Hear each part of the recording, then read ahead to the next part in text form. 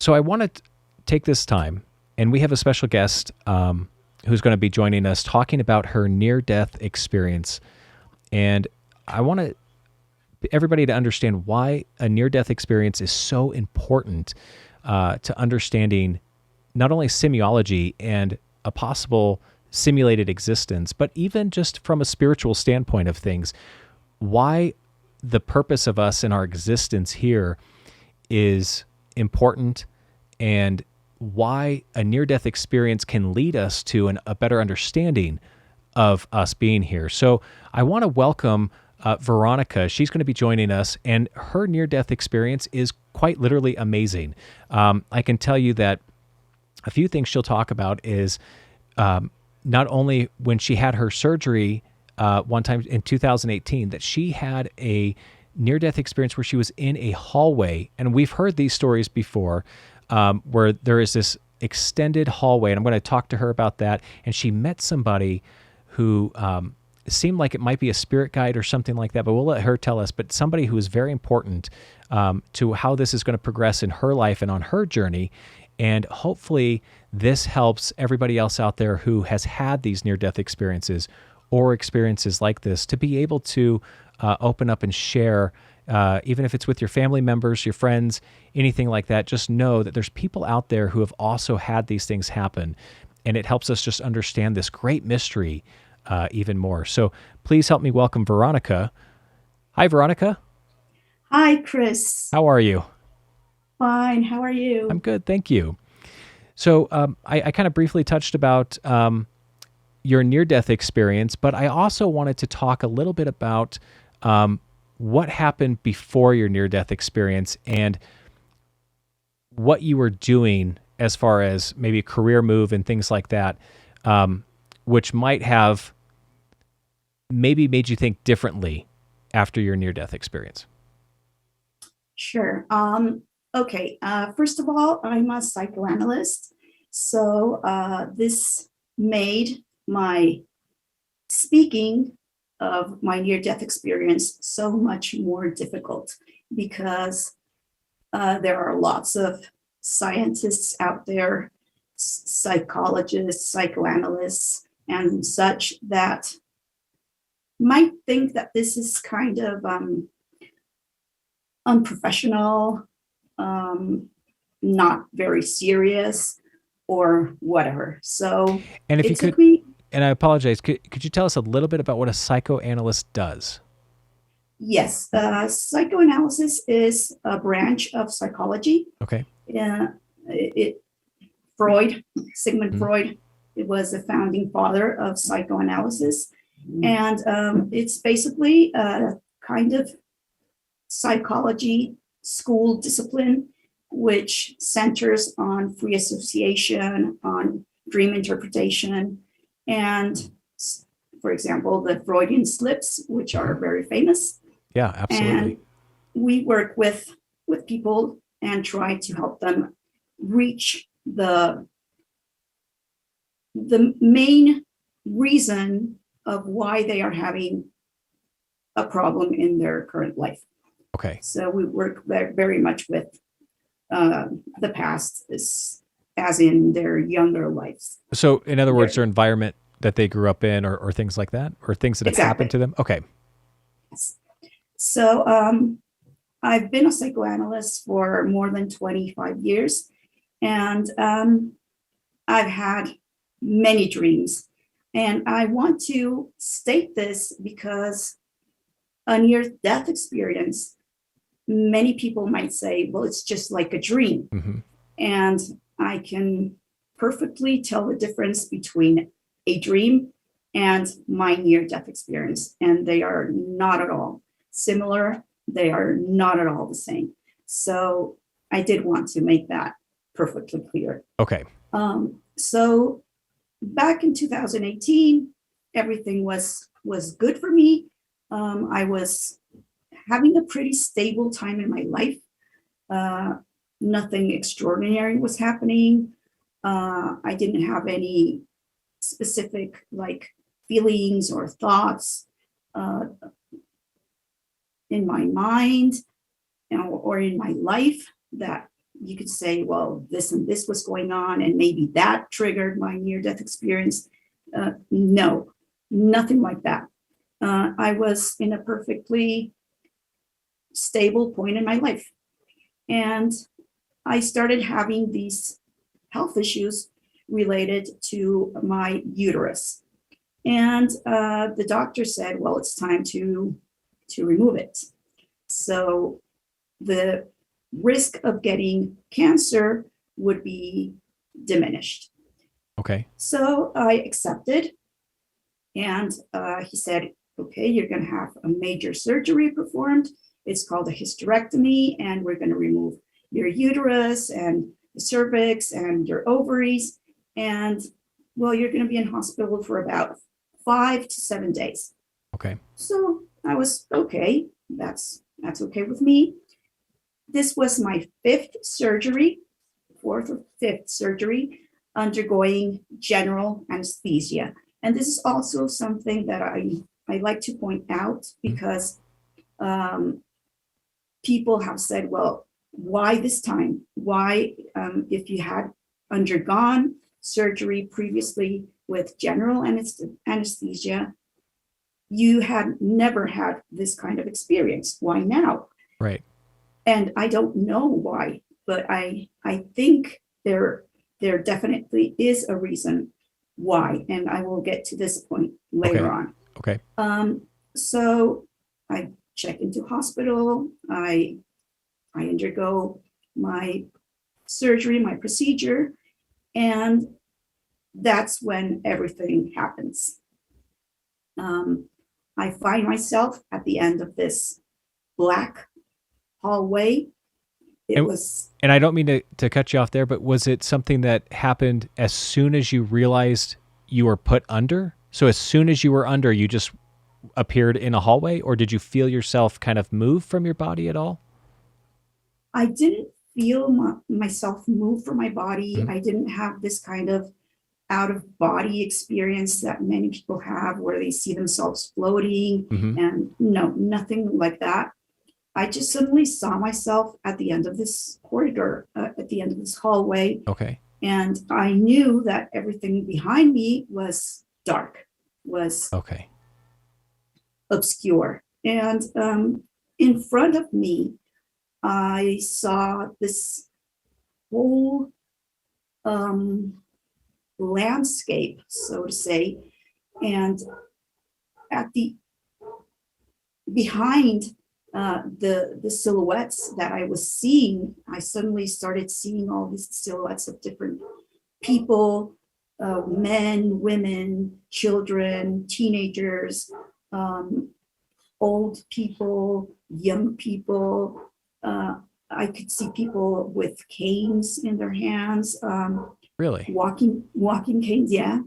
And I could see toddlers, I could see babies, I could see old women, but all of them were in a silhouette form. I could not distinguish any facial features at all. Okay.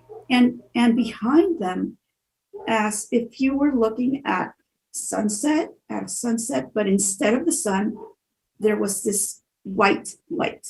Okay. Very, very bright, but it did not hurt your eyes to see it. Okay. To look at it directly. It kind of had this pull. It felt like it was very welcoming, and I was suddenly overwhelmed with the sense of peace, tranquility, serenity, love. Nothing hurt, nothing worried me. Mm-hmm. There was no negativity at all, Mm-hmm. no negative feelings, no negative thoughts.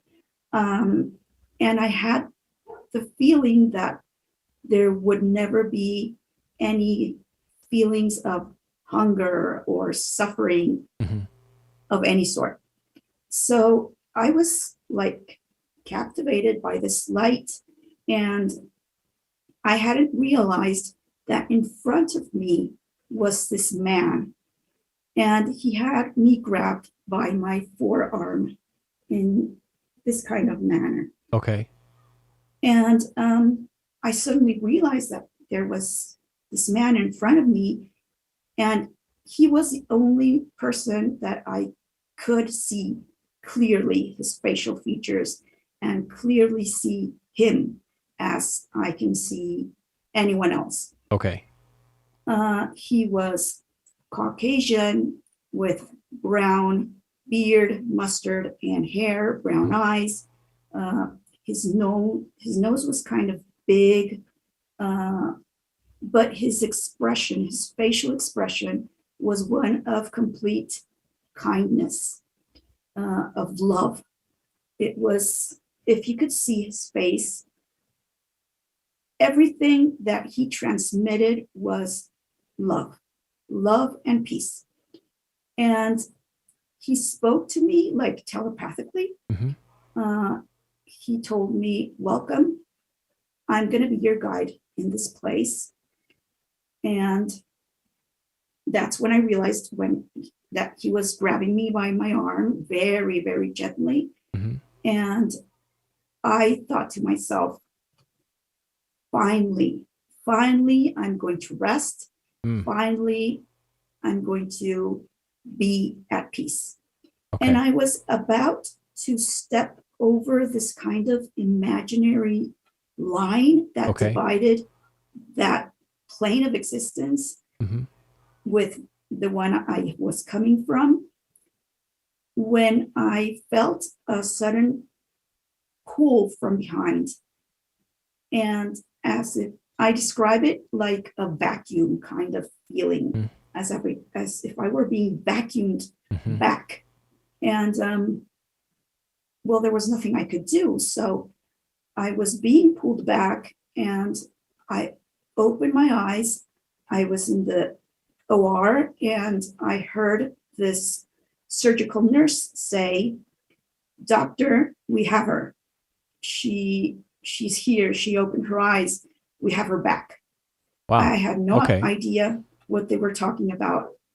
And I heard the physician with a very tense voice say, "Okay, get her a bed in intensive care, like stat."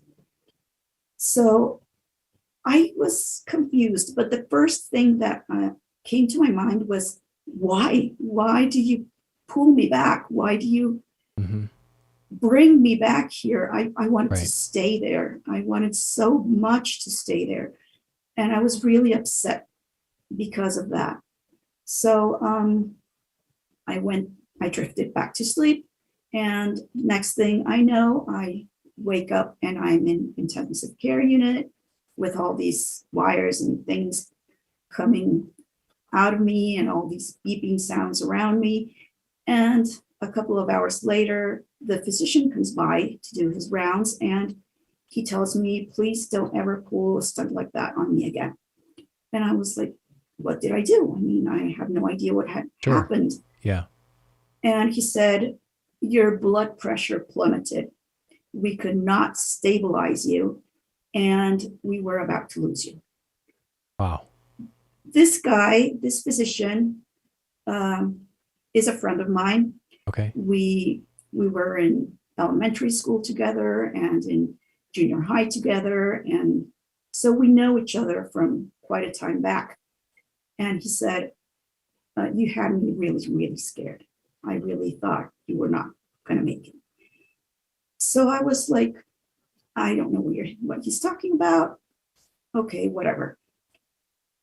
After I leave hospital, 5 days after that,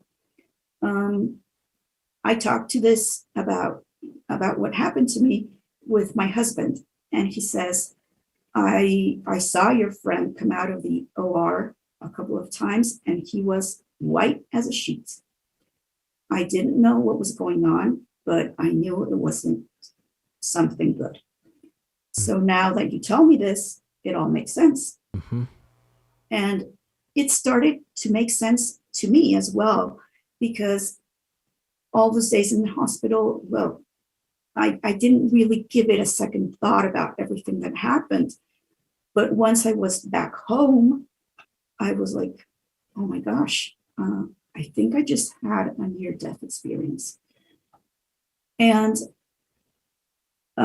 adding two and two together, so to say, I was more and more reassured that that was what had actually happened to me. Now, when you first crossed over and you said that you were in that place where you could see older people, younger people, you could see men, women, you could see all these different silhouettes. Do you think that those were people who were also crossing over the same as you at the same time? I think they were people that were already there in that other plane of existence. Okay. And also, I had this feeling that when or if I crossed over, I wasn't going to stay there. I wasn't going to stay in that place. Okay. I had a kind of feeling that I was going to, I don't know how this, it sounds even weird to me in my mind, but it was as if I was going to become one with the white light. Okay. I was going to become energy. Okay. And I was definitely going to another plane of existence, but as an energy form, so to say, not like a human form. Okay. Definitely not in your human body form. Sure. But sure. in a kind of energy form. It's difficult to explain, but do you think that. And of course, when you said that you met the guide who talked to you, I think it's hard for a lot of people to understand that when we cross over, our physical body is gone. So we don't have the constraints of using our lungs to make sound in order to communicate. We don't have, to really breathe or anything. I mean, I know that our consciousness might be used to that, but it's not something that you need to do as energy. And I think people have a hard time wrapping their heads around that only because they're thinking with their brain, and their brain is part of the physical. But what's important is how you mentioned that he talked to you and he spoke to you telepathically. Sometimes people tend to think that a telepathic message is, I don't know, some kind of almost like a thought that pops into your head, but really I tend to think that you could hear them very clearly, if that makes sense. It almost sounds audible because if you think about it, the only thing that the ears do is transfer a signal and they make it into a thought in the brain. So they make it into something in the brain that then translates to our communication and us talking. So when we hear things, we're using that sensory in order to communicate the same thing that it sounds like telepathically is being done. So when it's telepathic, it's just that energy communicating with you. It's firing off those same signals that you normally would have in the physical body as hearing, but it's still different. And I think people have a hard time understanding that, especially ones who have not had out-of-body experiences, because I can tell you from having my own out-of-body experiences that it's so different when you hear something telepathically. It's different, but it's familiar. It's like you don't need your voice. You don't need to speak. And it's not as draining in a way. It's a very simple way to communicate. I think it's more effective even than anything else. So I'm sorry, I just wanted to interject that and say that. Yes, totally. It's transmitting an idea, which we can do verbally, or we can do with sign language, or we can do with pictures, but it's transmitting an idea from mind to mind, so to say. And what's interesting is the emotion that you felt from him.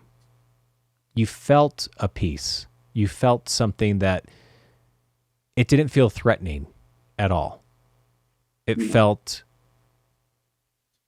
when you can convey that type of emotion, because right now in the physical, it's hard for us to convey emotion. We look for things. We look for facial patterns. We look for that vocalization in our speech to know if somebody is being aggressive or, they're being peaceful, understanding. There's this difference that we see and that we learn from our experiences as infants growing up, right? We learn how to process that and how to see who's mad, who's happy, who's sad, and we look for those visual cues. But for you to say that it's just this feeling that you had, it's just like this connection. It's like a deeper connection than we can ever possibly have as humans in this existence. Completely. And it inundates your whole body. It's not, as humans, we feel, and sometimes I ask, especially kids, these kind of questions: where do you feel anger? And kids tell me, well, I feel it in my stomach, or I feel it in my head. They kind of place it and pinpoint it in different parts of their body. Sure. But this kind of this feeling I had was overwhelming. It was in my whole body from my head to toe. Mm-hmm. And I've been asked this before: have you experienced that kind of feeling here on this plane of existence? Mm-hmm. No, I have not. Not at all. And a lot of people say that.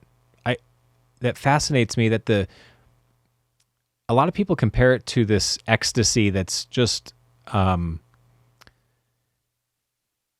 unknown and unheard of and unexperienced in this life. It's just something that's so powerful that it overwhelms you so much, but you're able to handle it at the same time. It's not like you're not able to handle it. You enjoy feeling it, and there's this feeling of a connection to something that you've always been connected to, if that makes sense. It's like you've always had that connection. Yes, it's overwhelming, but it's not overpowering. You feel it like you say. I mean, it's a connection so deep that you cannot feel it here on this plane of existence, but it doesn't overpower you so that you don't handle it adequately. It's kind of hard to explain. Yeah. But I've told this before to some other people that if there was a nirvana state of feeling, I think it comes pretty close to that. A perfect balance. Now, as a psychoanalyst, I think this is really important. When you came back, what did you start to think about that journey? What did you start to think about it? And did it ever cross your mind? Because there's going to be some people out there who say, well, it was the anesthesia, it was a dream, it was... a lot of times people bring up DMT, because when we die, we do have DMT in our brains. And what people don't realize is that DMT is released upon death, but it doesn't mean that it's causing a hallucination. It simply means that it's being used to disconnect our consciousness from this embodiment. That's all that it means. It's like saying, if you're living in a simulation, if you're living in a alternate reality that you're connected to, you are plugged into this. Your consciousness, that's why our consciousness doesn't always just go in and out at any time and just go back to the other side and come back in. It's connected to this embodiment. So it's almost like DMT separates that connection.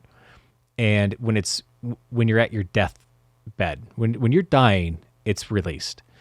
And it's interesting that when we take DMT as a drug, and just so everybody knows out there, DMT is something that's found in nature. It's found in plants. It's found in us. It's found in animals. Our body has a way to where if you ingest it, it gets rid of it. So there's the only way to really get the full effect of DMT, people inhale it. They inhale that smoke from it in order to have it pass right to that bloodstream and then actually start to work on their body. So what science says is that DMT causes hallucinations.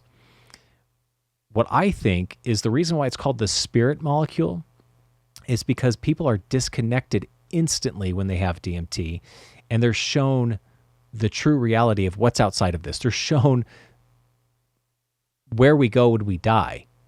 And I think it's this form of disconnecting us from this reality. And from there, it has nothing to do with the experience that you have. It does not cause the hallucinations. And as a matter of fact, people who are dead for 10 minutes, 30 minutes, hours even.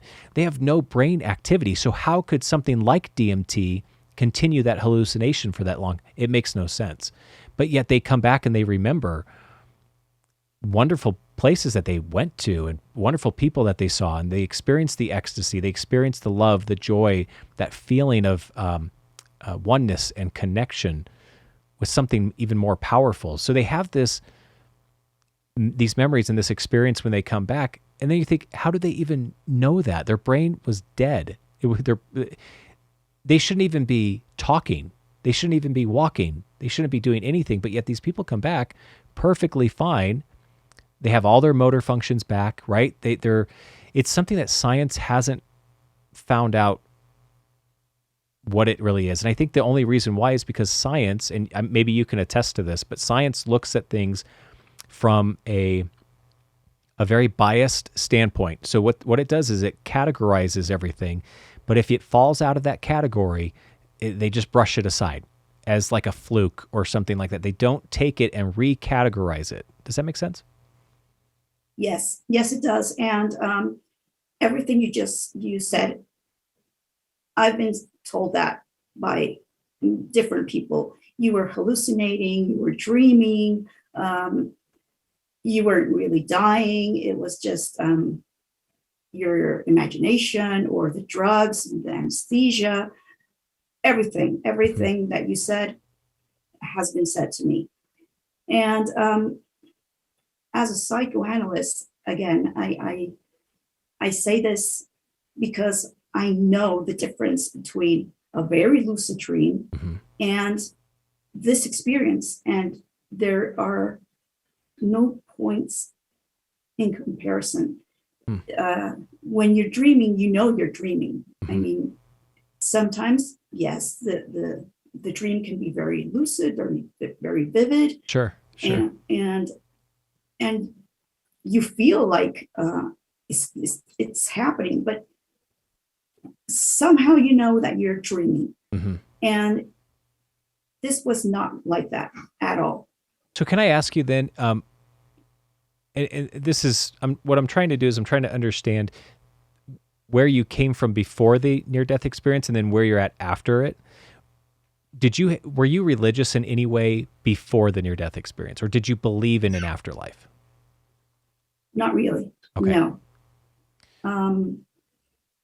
No, I did not. Okay. So now that you've had that experience, have you had any kind of transformation in your professional opinion on things? So have you had a deeper level of understanding and a change where do you think that maybe even dreams might be something that can be a little bit different in some cases for some people? Because I know a lot of people out there think, I've lost a loved one. I want to know if they're okay. And that's why they watch these type of videos, because they want to have a better understanding of somebody like yourself who's already been to the other side and back, what you experienced, where you started and where you are now. But they want to know if they're having dreams of them, is that something that's real? Is that something that they're having this open communication with? Because dreams are dreams. They can be crazy at times. And we've all had, some don't have dreams. Some people have never dreamed. And some people dream every night. And some people dream of, crazy things. And then some people dream of people who are either ancestors or maybe people who are friends who have passed or crossed over, relatives.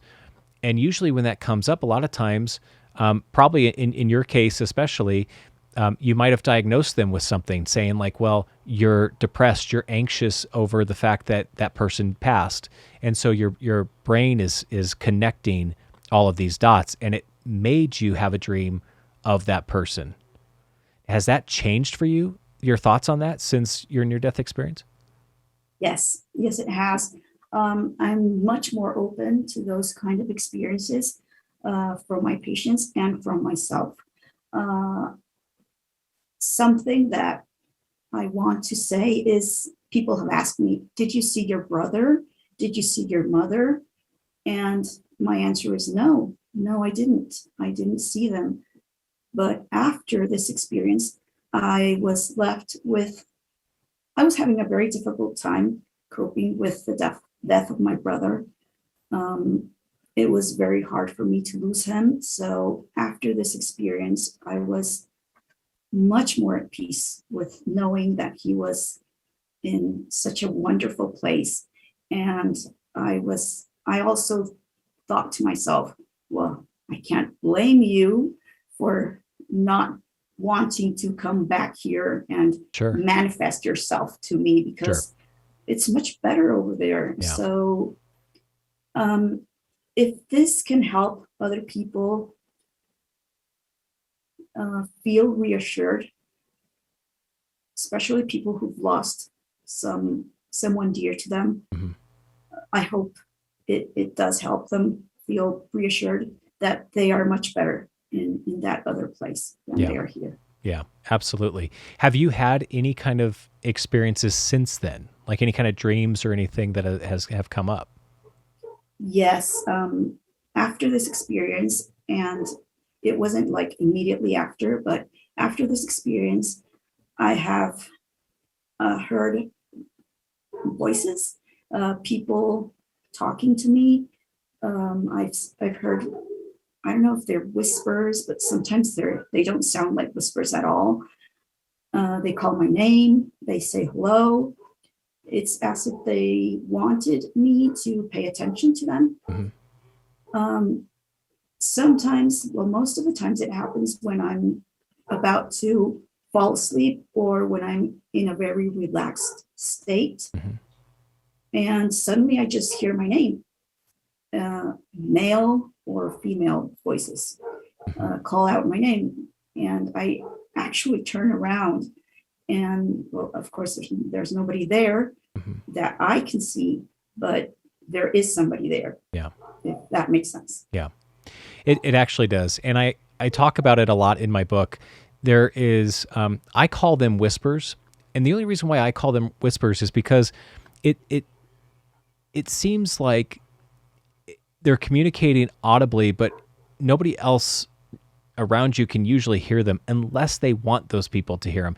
I've had stories, actually I've shared a lot of stories, people who have spoken to me about their relatives who have passed on. And as soon as they pass on, like one was a grandfather, he passed on and he was completely, the funeral was over. He was buried and done, but they had the family get together for Christmas one year. And it was right after his funeral. And everybody was in the family room, and they said that they all heard the door open up to the front house and somebody walk in, and they heard the grandfather say, "Merry Christmas" to everybody. And it was like the most amazing thing that they all were like, "Wait a minute, that's Grandpa." And they all got up and they ran to the front door, but nobody was there. And so aside from that, and that's a big case, I mean, that's something that everybody heard it, but most of the time it's individual. When we have these connections to either a spirit guide or a loved one who's passed on, we'll either sense like a touch, a physical touch on the hand, or we might hear a voice that says something. Usually it's our name. Usually that's how it calls out. A lot of times, though, you can start to pick up on them actually trying to communicate to you. And I think that this is, a lot of times, I don't want to go too much into talking about mediums and intuitives. That's a very touchy subject, but it seems like the ones who they actually have a gift and they're doing it right, it seems like they might have that type of connection where they sense that presence and certain things pop into their mind almost telepathically, but they hear, sometimes they'll hear things. They'll hear a person say something, maybe a name or something like that. And even though that's a 50-50, you don't know who that intuitive is. And we talk about intuitives a lot, and we talk about how to listen to what they say in order to understand and pick up if they're really saying something that's true, because a lot of times they don't. And that's the hard thing about this environment that we all are experiencing is if you have someone who's passed on, you're in a grieving stage, you might go to an intuitive in order to try to have some comfort or some type of communication with a loved one. And there's been proven that there are some who will manipulate that grief that you're going through. But there's also been proven that there are some people out there who have this rare gift that they actually are communicating with somebody. Now, as far as you and I, we've both had near-death experiences.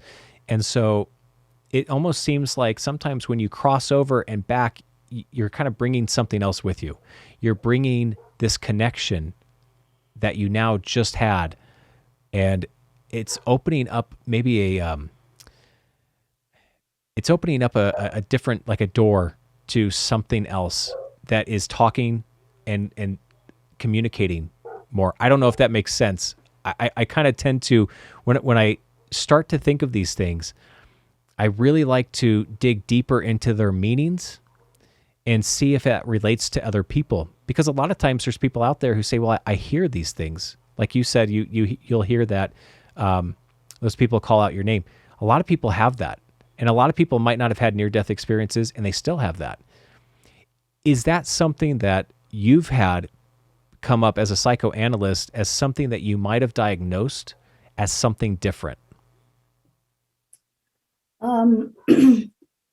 As a psychoanalyst, that would undergo the category of audible or auditive hallucinations. And I don't do drugs. I'm not in a state of mind to think that that could be possible or plausible. Like I said before, it happens, or it's happened to me when I'm about to fall asleep or when I'm very, very relaxed. And sometimes I'm doing the dishes in the kitchen and I hear them. I hear someone call out my name or say hello.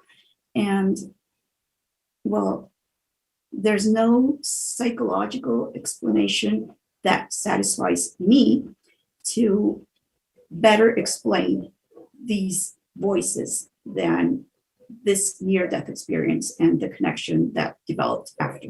Yeah.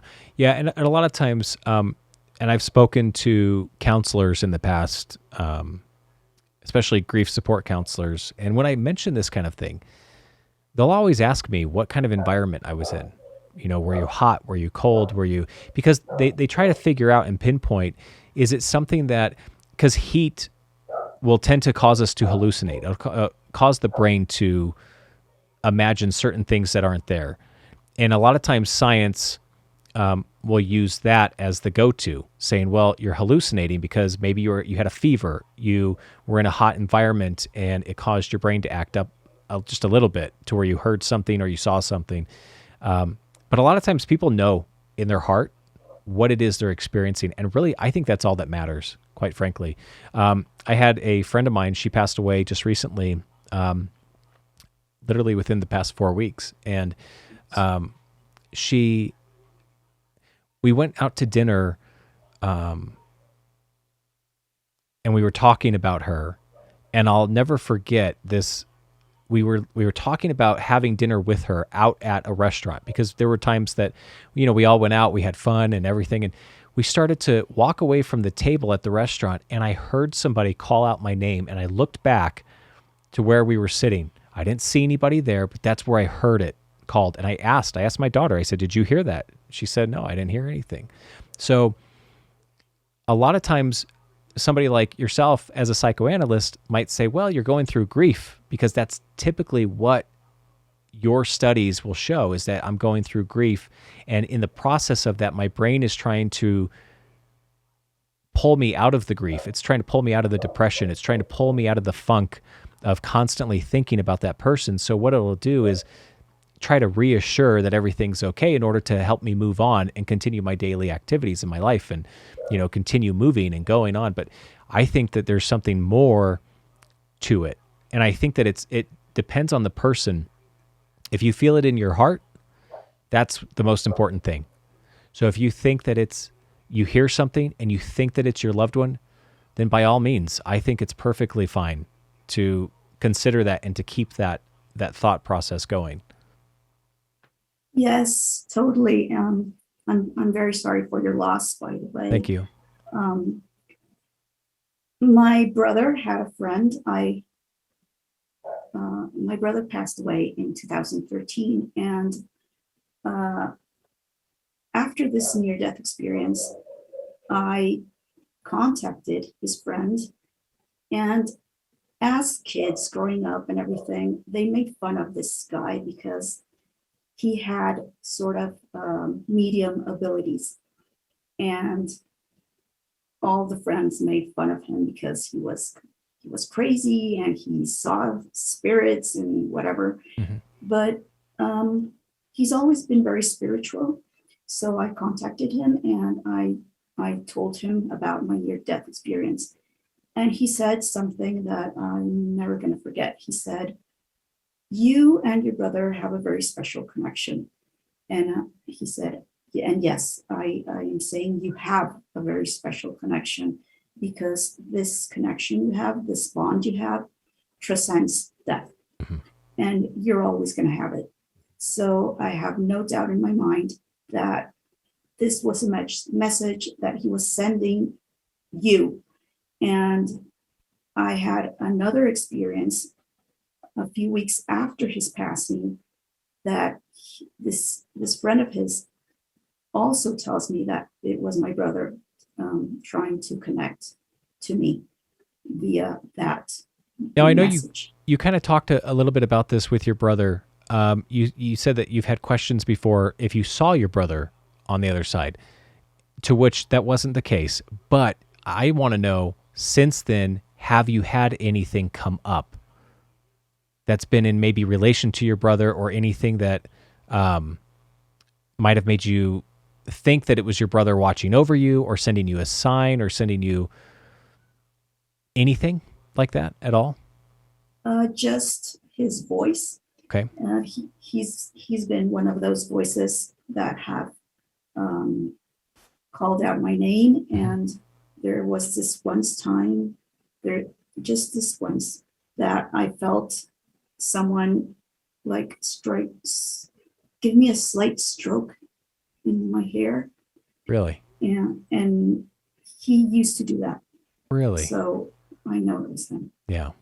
Yeah. And that's always really comforting to know, or to feel at least, because when we go through, especially lately, I think a lot of people have experienced death more so in the past few years than they probably ever have. And I know it's hard for a lot of people, especially younger people, because when younger people experience death, if it's their first time experiencing it, or, if it's someone who's really close to them and they've always had somebody there for them, and then that person's gone. I think it's really comforting to know that there's something else out there. There's something else after this, and that we'll all be there one day. All of us will be there. And when we're all there, I know it sounds cliche, but it's joyous and it's wonderful. And there's this feeling that I have that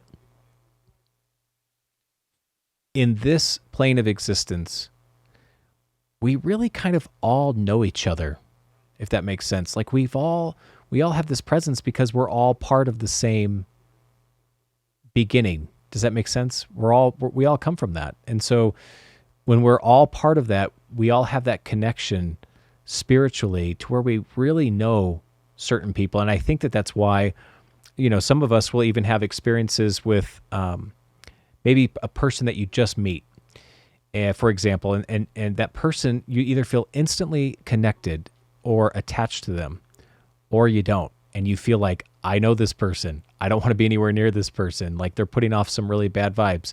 So it says to me that when we go through this life, those connections that we have are very powerful. Not only do they transcend this life, but they also have been before it. They've also come way before this life. I think that it's hard to explain, and I know a lot of people don't like to talk about reincarnation, or they don't like to talk about past lives. But to me, it seems as though if you get to a point to where there's life after this, who's to say that that life wasn't before this as well, if that makes sense? And when we start talking then about the life before it, then who's to say that, we didn't have something, maybe that a life we went through with somebody else. And that's where we start to build our connections with each other. And that's where we start to carry them on into different lives. And maybe there's things here that we need to learn. And that's why you weren't able to cross. That's why you were pulled back, because you still have a mission. You still have something to do here. You still have that mystery to unravel, in your own journey. And a lot of times when people cross over, it seems like it's too soon, but that's from our perspective of things, because we're down here, we're in this lower vibration. We have this feeling that everything's okay. We have a feeling and a belief, and we want to believe that everybody's okay on that other side. But we'll know when we get there, and we have this feeling, we need to trust in that. And I think that's really important for people out there who are watching or listening right now. They need to trust in their heart and what their heart is telling them, versus what these categories of science that we deem as fact, what those are telling you. Because a lot of those they're not negative on purpose, and I'm not discounting science. We actually, in Simuology, we use science in order to validate certain things. We use it to measure, to question, to experiment with things. The problem that I have with mainstream is just the fact that it's very biased. It only believes certain things, and it doesn't want to look at everything else. And I think that's where people tend to have this, it's not a negative feeling, it's just a feeling of detachment. There's no emotion to it. It's like, my friend died, so I need to understand that more. And then somebody who's, no offense, but maybe a psychoanalyst might say, well, that's your brain who it's grieving, it's going through a depression, and these are the chemical imbalances. This is what we can do for you. We can put you on meds, or we could, have you talk to a counselor, right? There's all these different methods. Those methods are based on a biased review of things from past research. That's all that it's based off of. It's not based off of looking at these things, such as near-death experiences, looking at these with a better understanding, trying to say, I believe you. Even though I haven't had one, I still believe you. And I believe what you're going through is genuine. And let's work through that progress, and everything's going to be okay. And, your friend's okay, your brother's okay, your mother, whoever it is, they're okay. And you're going to be okay.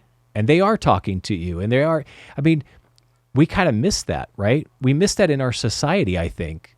And maybe it's something that the ancients probably understood more than what we understand now, because they looked at those experiences as a blessing, or they looked at it as people actually communicating. And so I don't know. I feel as though we need to overcome this scenario somehow. And I think it's wonderful that, your brother is still kind of coming in and communicating with you. He's still talking to you, and I think it's wonderful when I have it, and then when other people have it who are listening or watching, when they have those experiences, it's wonderful. That's an experience. Feel it in your heart and just be grateful and gracious that they are sending you that message. Now, exactly. I wanted to ask you though, we were talking a little bit, outside of this about, you thought that you might have had some type of kind of glitch in the matrix. And in Simuology, of course, we talk about our existence being simulated and what that means. And sometimes people have this thought process of, Simuology is about mysticism, and it's about spirituality, and it doesn't take into account science. And that's actually inaccurate. We always look at science, and we always look at logical ways of thinking, But at the same time, we just don't discount the mystical side of things either, because it's all connected.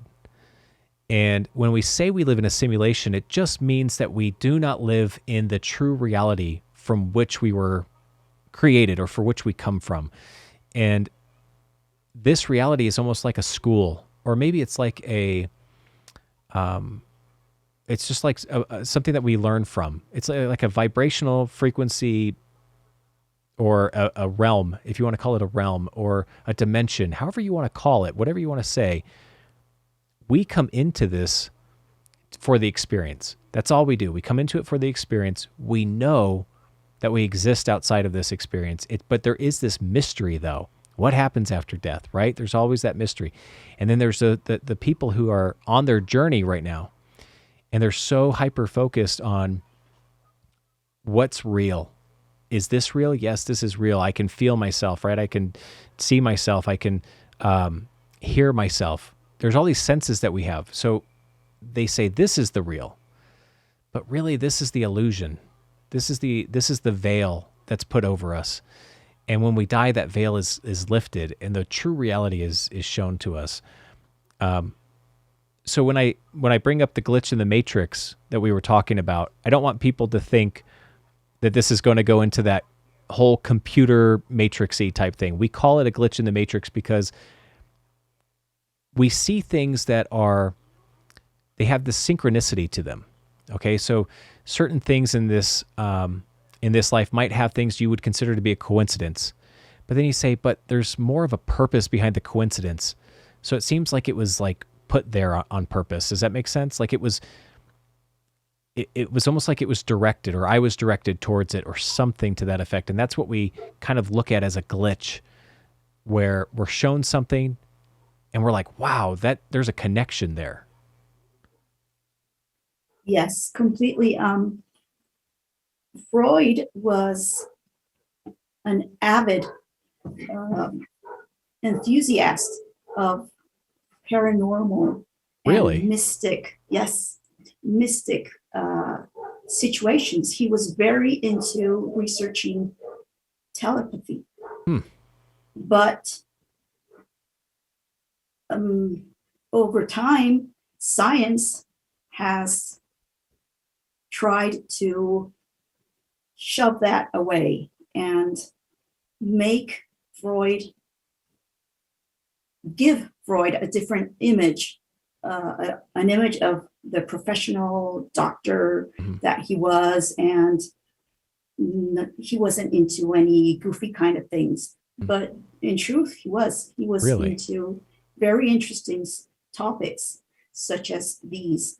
And not only him, but another very important psychoanalyst, Carl Jung, was also very interested in these kind of phenomena, and also extraterrestrial activity. Really? So yes, totally. But the orthodox scientists, psychoanalysts have tried to, I insist on saying, shove that away. And right. So I do think that this is a kind of training camp, so to say, for what comes after. And in 2013, that when my brother passed, a couple of weeks after his passing, I got a message from him. My brother passed away from a pulmonary embolism, and my mom had passed away in 2009, and the cause of death was exactly the same, pulmonary embolism. Freud used to say that there is no such thing as a coincidence. So with that in mind, I started doing my personal research about pulmonary embolisms in families, how common this is. And I was in the middle of that research when this message came through to me from my brother. I woke up on Saturday very, very early for me, because I'm a kind of late sleeper on weekends. And it was around 7:30 in the morning. And I grabbed my cell phone, and on the very top of the cell phone was a message that said, check your DNA. So I blinked, I wiped my eyes, I did everything to try to figure out if what I had seen had been a hallucination or not. And well, I was convinced it wasn't. I went into the kitchen, and suddenly a friend of mine, the physician, called me. Oh, the same physician who did your surgery? Yes, the same Really? one. Okay. But I hadn't spoken to him back in 2013 for more than 20 years. Okay. So it was really strange for me to see that he was calling me. Yeah. And he said, I just got back from Spain. He was studying in Spain, and he doing some research. And I just came back, and I just learned about your brother's passing. I'm so sorry, but I think there's something more to this. And I would like you to come down to my office because I need to check your DNA. So that's so have you did you talk to him previously about this, or was this just so this was out of the blue? When was the last time that you talked to him? I think it was I don't know, 1996, 1995. So like you said, so 20 years, right? So just about 20 years. And then he just calls out of the blue on the same day, within hours, minutes of you seeing that message? Maybe 10 minutes after I 10 saw minutes. the message. Okay. Wow. So 10 minutes from seeing that message, you had your friend call you after 20 years and just say that he needs to check your DNA? Yes, he said, I don't think this is a coincidence. I think we have to do further studies on you, and I need you to come down by my office because I have to check your DNA. Wow. And so did they find anything? Yes. Really? Yes, they did. I did as he told me. Mm-hmm. I went down to his office, and after the greetings and everything and hellos, and he told me, okay, there are some tests I want to run. And I think, he said, because this is what I was studying in Spain. I was specializing in rare blood diseases. So I was like, okay. He said, I think that you and your family on your maternal side might have a genetic disease in your blood. Really? And he ran me all of these tests, some of them which are quite rare. Mm-hmm. And the results came out that I have thrombophilia. This is a condition that is very rare. Okay. And it's the opposite of hemophilia. In hemophilia, the body doesn't produce enough clotting agents. Okay. And in thrombophilia, the body produces an exaggerated amount of clotting. Really? Yes. So we tend to produce clots out of the nothing. Mm-hmm. So this was his diagnosis. He said, you have thrombophilia.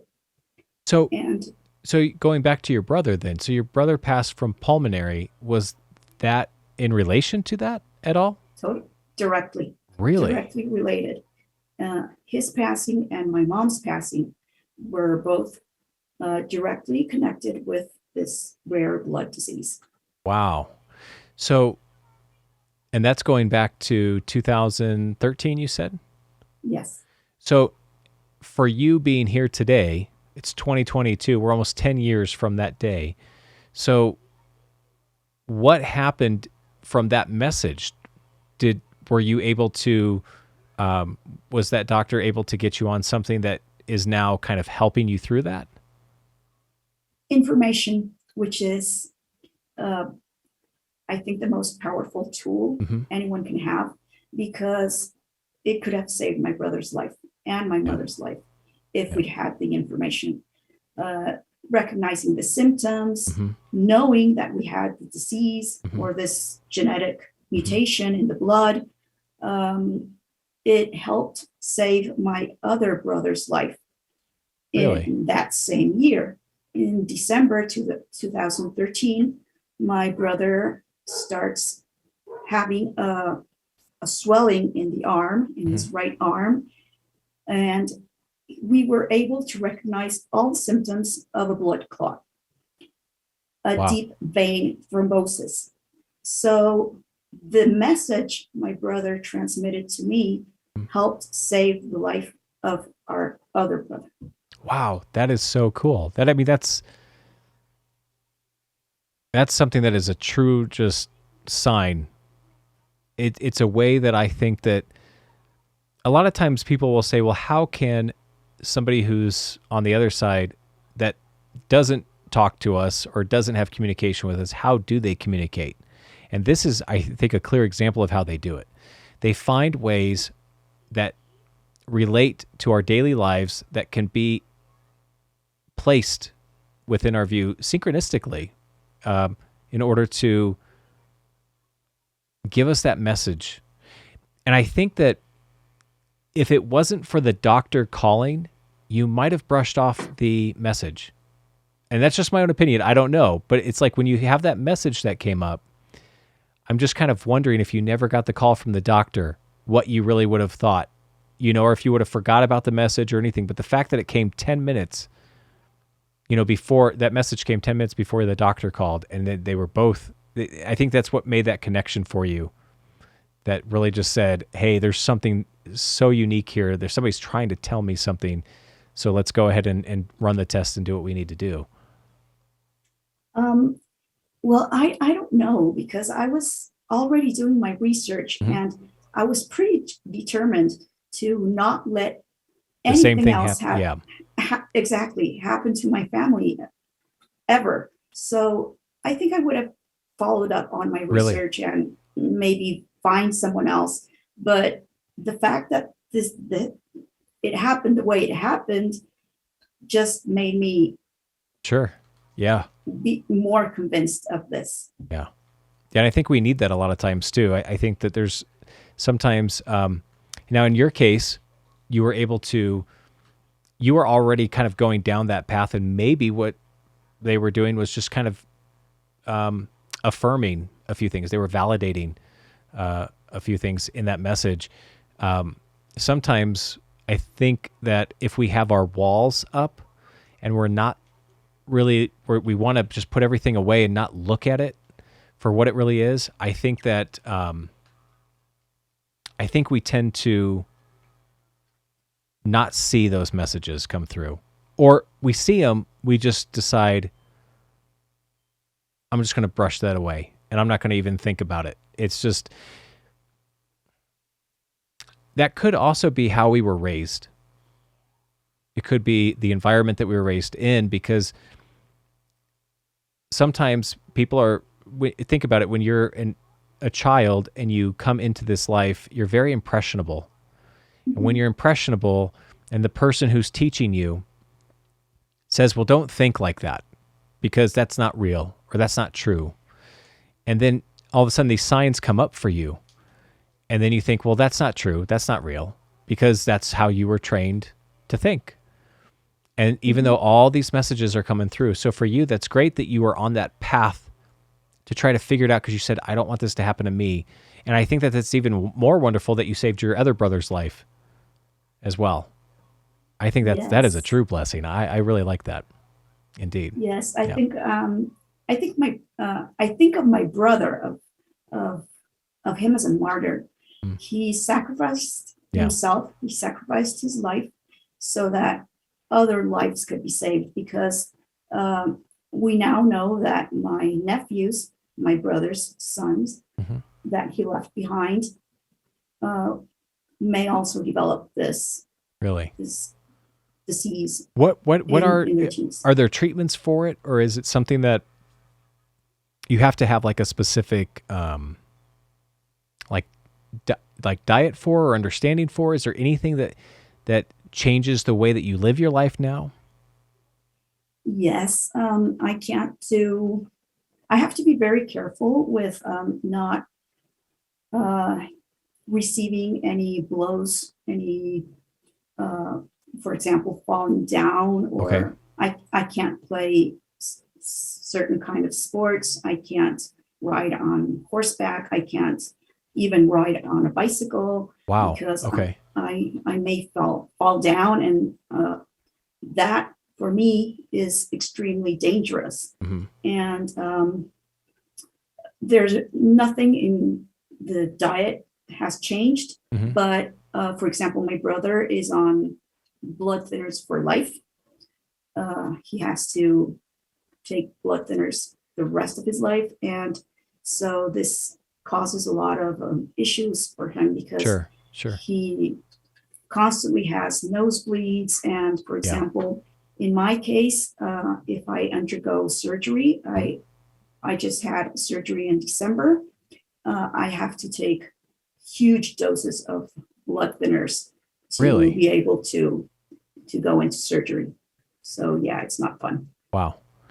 Now, speaking of those surgeries, so you've had a surgery since your other one, and everything went really good. You didn't have anything come out of that one, right? As far as any kind of, it was just a standard surgery. Because I've had many surgeries, and I know for a fact that when you're out, you're out.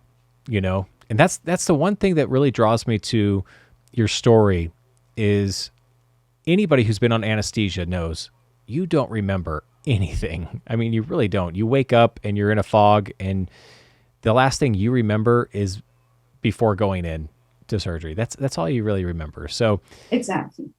to come out of that, having that experience, I think is just, it really truly is amazing, and it truly is a blessing. It really is. And